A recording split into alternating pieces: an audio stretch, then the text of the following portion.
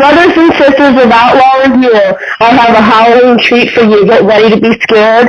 I have stitches from Dead City Clowns. How are you this evening? I'm doing great. How are you? Good. So tell us about Dead City Clowns. Well, Dead City Clowns is a professional horror entertainment company. We LLC'd in 2016, and before that we'd been doing it for a couple years. But now we travel the nation, we travel the world, providing our own form of horror entertainment. So tell me when you first decided to become a horror performer. Oh man, I've been doing horror shit since I was young. The idea for DCC came after one of the seasons of me working on haunted house, and I decided if people can hire superheroes and princesses and all that kind of dumb shit for all year long, then it was about time that horror took the main stage as well. Most definitely. And do you find a lot of people like to book horror acts for parties, or what kind of things do you usually get booked for? We do, obviously, we're in haunted season right now, so there's a lot of haunted houses. In the off-season is conventions, private events. Personally, I'm ordained, so we've also done weddings and that kind of stuff. But we stay busy pretty much throughout the year doing all kinds of different things. And we also do sideshow / fire performances, so we get booked for that as well. So talk to me a little bit more about that. What should one expect from a performance from Dead City Clowns? Well, it depends on the location and what we're specifically booked for. Coming up this Friday, we have an event in a haunted house that we will actually be doing fire spinning, fire breathing, human blockhead, skin pulls. It's kind of like suspension where the hooks go in the back and you get pulled by that. We do human pin cushion, which is like stapling one of our members. And there's just a whole plethora. We do cinder block work and that kind of stuff. So there's a whole plethora of things that we're able to do. It's all location dependent on what the people booking us want for their event. What's one of your favorite ways to perform? On the sideshow aspect or the haunt aspect? Just in general, what do you enjoy doing the most?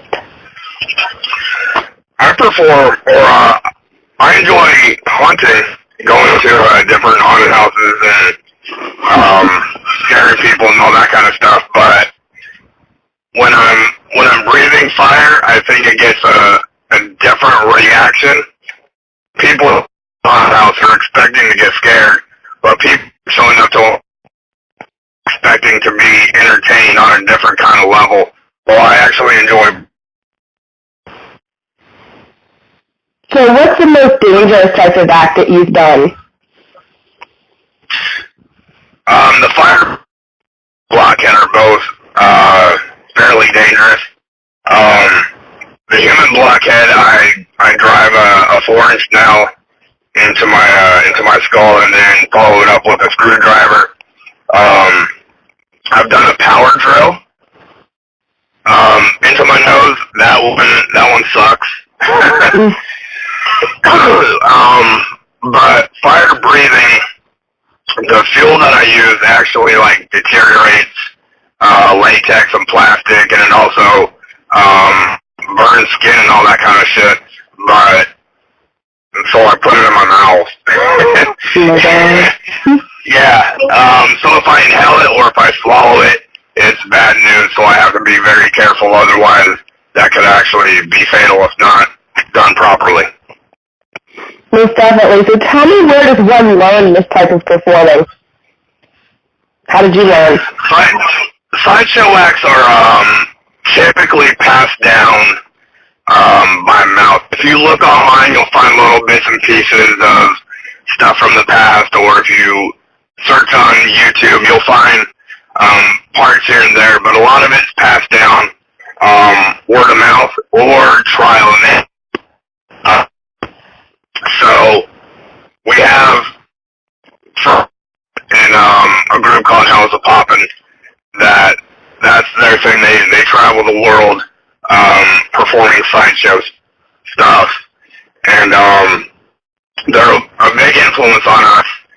But like glassing, that's just something that you have to hear, okay, this is how it's done, but you have to actually do it in order to learn it. So there's a lot of trial and error in what we do, and pain. Most definitely. What keeps you doing something like that, subjecting yourself to pain and possibly fear of death? Fun. It's fun to see how people react to it. Same thing with general scare. All types of different scare styles. My scare style is more stalkerish. I'm not the type that's going to jump in your face and say boo or honk a horn in your face or whatever. I'm more of a mental terror. So seeing the different types of ways people get scared, or seeing people react to someone in front of them, because people have seen it on TV and whatnot, but having people in front of them breathe fire or spin fire or have money stapled to them or whatever, the reactions that we get and our following, man, we have a very loyal following, so at this point, I don't want to let anyone down. Most definitely. So tell me, what is the most memorable performance that you've done so far? Scare-wise, there was recently, I think it was a couple weeks ago, we were at a haunt in Texas called Creepy Hollow, and I walked up on a girl who was with her boyfriend or husband or whatever, and she passed out on her feet. Oh my God. Yeah, and luckily he caught her, but she went completely out and limp. And that was just from walking up on her, so that was pretty good. But this last weekend, we were at Woods of Terror, and that was probably the biggest audience we've had for our sideshow performance, and everyone was really captivated by what we were doing, so that was pretty fulfilling. Awesome. That sounds so super scary. So tell me, what else is coming up for you guys the rest of the Halloween year? This weekend we're headed back to Alabama. We'll be at Hellbilly Hollow Friday, and then the Haunted Chicken House on Saturday.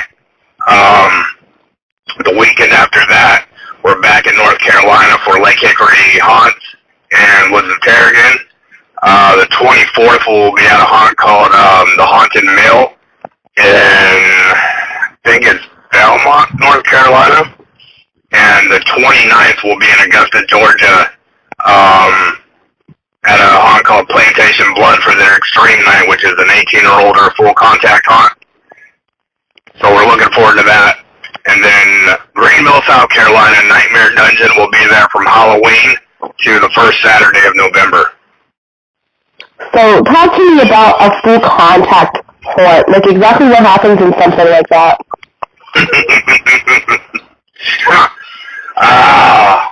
Well, when the customers show up, this one is at Plantation Blood, but I believe this Friday at Hellbilly Hollow is also a full contact.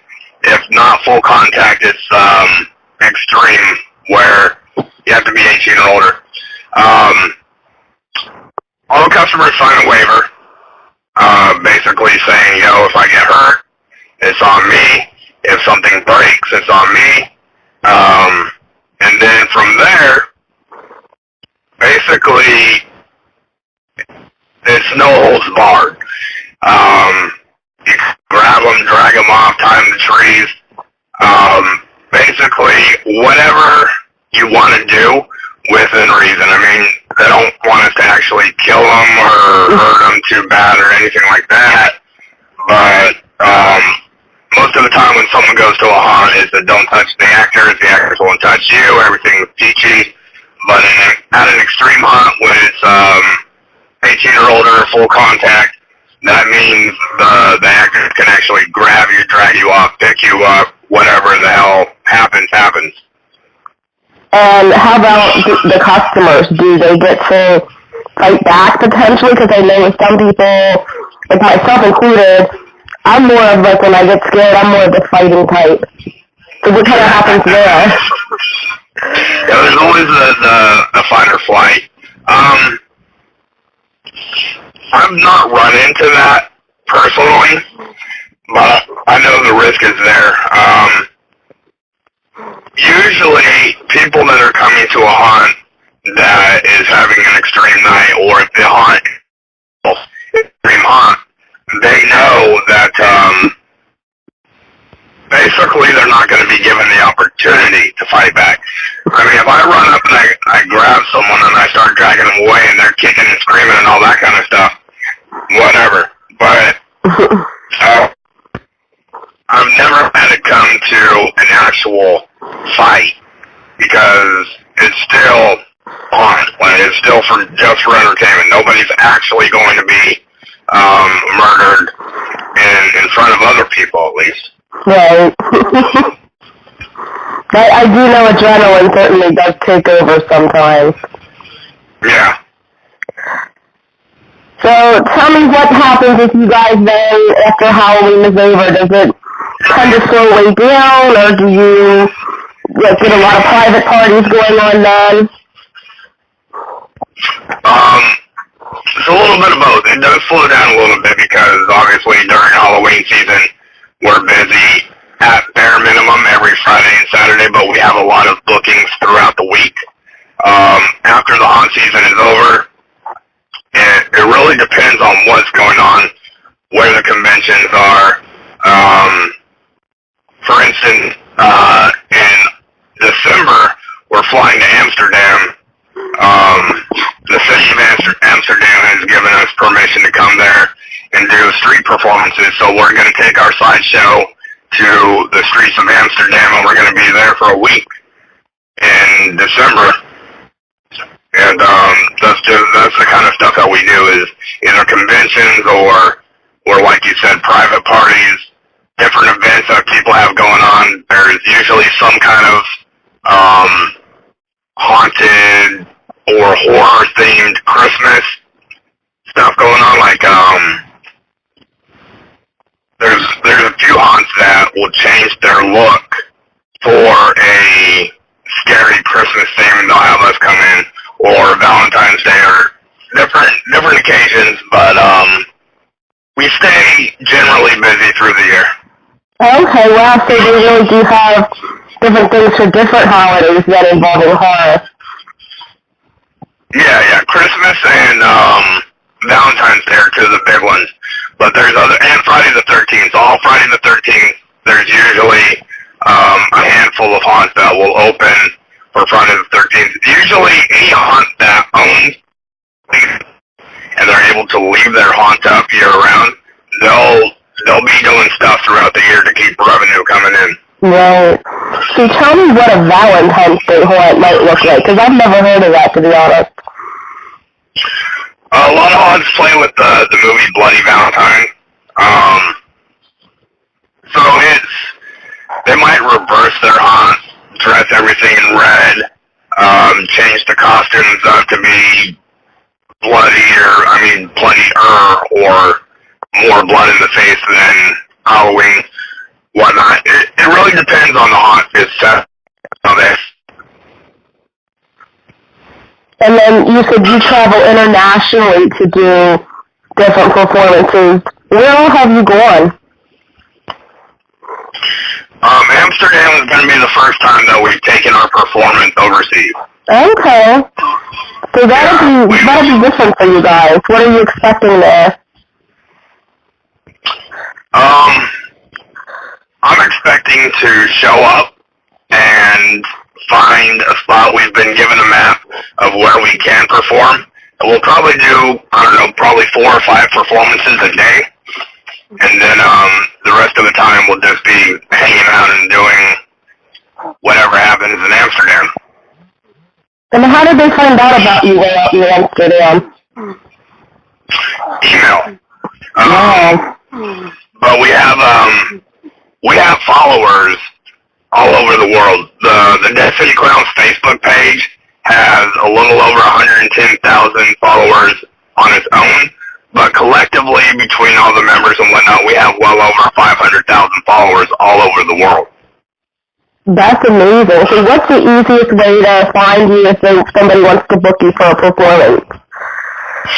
The Dead City Clowns Facebook page is the easiest way for us to communicate and the quickest way. Emails sometimes don't come through or we don't get alerts or whatever, but there's usually someone on the Dead City Clowns page that's fielding the messages that come in all day. Awesome. So anything else that you want to share with the Outlaw Review readers and listeners? Anything else that's coming up for you guys I haven't asked you about? Just watch for the evolution, really. The sideshow thing that we're doing is really going to take off in 2019. We also have our own vape juice from a company called Masker Vape, which is MASKER, maskervape.com. So we have our own line of vape juice. We have our own moonshine, which is a blackberry shine, and that's put out through Jasper Distillery, and it's available in stores in South Carolina, but it's also available online. There's a link for that on our Facebook page. We have a bunch of sponsors and whatnot, but 2019 is really going to take off as far as providing more than just scares, and that's really going to be our goal for 2019 is taking Dead City Clowns to a level of entertainment that is beyond haunts. Any sneak previews you can give us as to what you're going to do? If you go to the Dead City Clowns page, there's some pictures up of one of our most recent performances with fire breathing, fire spinning, the stapling, and all that kind of stuff. So you can kind of get an idea of what's going down through the pictures that were taken in Woods of Terror this last weekend. Awesome. So a lot more sideshow stuff from you guys. Yeah, definitely. Well, that sounds great. And we definitely look forward to, seeing some of your performances closer to here and, we checking out your Facebook page for more updates. Awesome. Well, I thank you for your time this evening and enjoy scaring the hell out of everybody. Absolutely. Thank you for your time as well. Shout out to everyone, and I will catch you guys on the flip side, and spread the fear.